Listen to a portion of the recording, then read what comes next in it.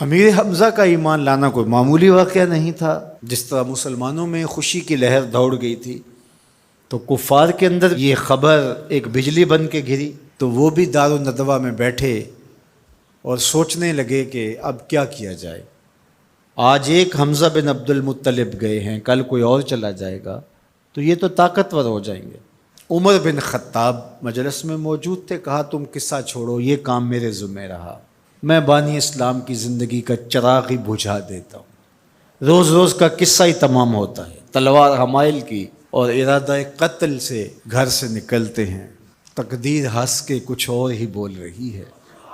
سودا لینے کے لیے بازار گئے، سودا لینے کے لیے بازار گئے، ہاتھ اس کے بکے جس کے خریدار گئے۔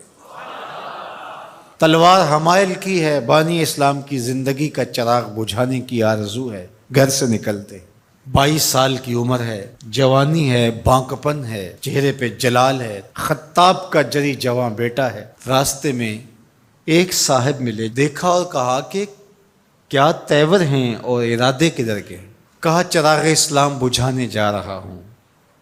کہا اس کی روشنی تو تمہارے گھر میں بھی پہنچ گئی ہے۔ پوچھا کیا ماجرا ہے؟ کہا تمہاری بہن فاطمہ بنت خطاب اور تمہارے بہنوئی سعید وہ بھی اس آقا کے غلام بن گئے۔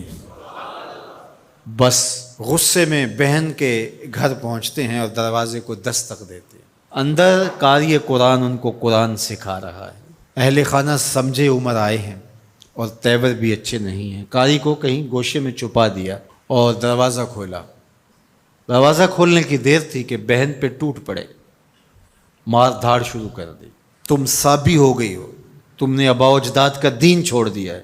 مار مار کے ان کو لہو لہان کر دیتے ہیں۔ تو بہن بولتی ہے عمر سنو، تم خطاب کے بیٹے ہو نا، میں بھی خطاب کی بیٹی ہوں، میں بھی اپنے موقف سے ہٹنے والی نہیں ہوں۔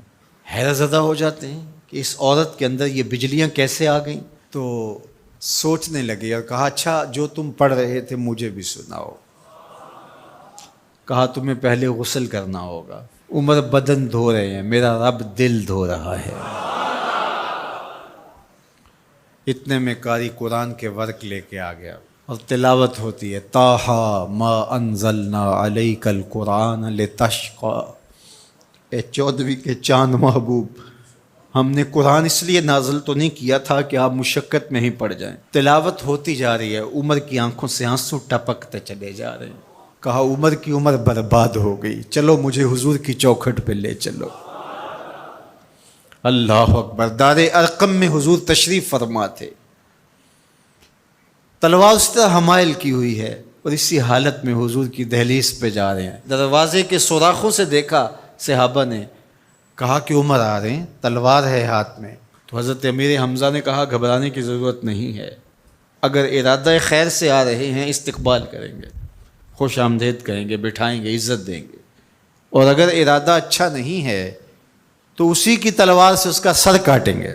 دروازہ کھلتا ہے، عمر حضور کے سامنے آ کے بیٹھتے ہیں اور میرے حضور کہتے ہیں عمر ابھی وہ وقت نہیں آیا کہ تم اسلام لے آؤ، اور یہی وقت تھا عمر کے اسلام لانے کا۔ حضرت عمر کلمہ پڑھتے ہیں، اشہد ان لا الہ الا اللہ وحدہ لا شریک لہ واشہد ان محمدا عبدہ ورسولہ۔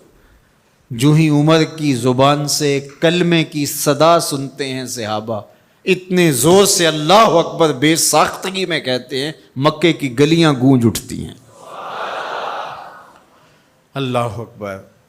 اب ایمان لانے کے بعد جناب عمر حضور سے پوچھتے ہیں کہ حضور ہم حق پہ نہیں ہیں؟ فرمایا ہم حق پہ ہیں، اللہ کا دین سچا نہیں ہے؟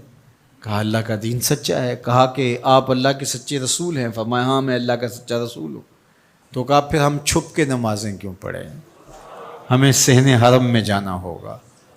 مسلمانوں کی 2 صفیں بنتی ہیں، 20 افراد کی، ایک صف کی قیادت حضرت عمر کرتے ہیں، ایک صف کے آگے حضرت امیر حمزہ چلتے ہیں، درمیان میں میرے حضور ہیں، اور صحن حرم میں پہنچ کے رب کی نماز ادا کی جاتی ہے۔ حضرت عبداللہ ابن مسعود رضی اللہ تعالیٰ عنہ فرماتے ہیں عمر کا اسلام لانا مسلمانوں کے لیے عزت کا سبب بنا۔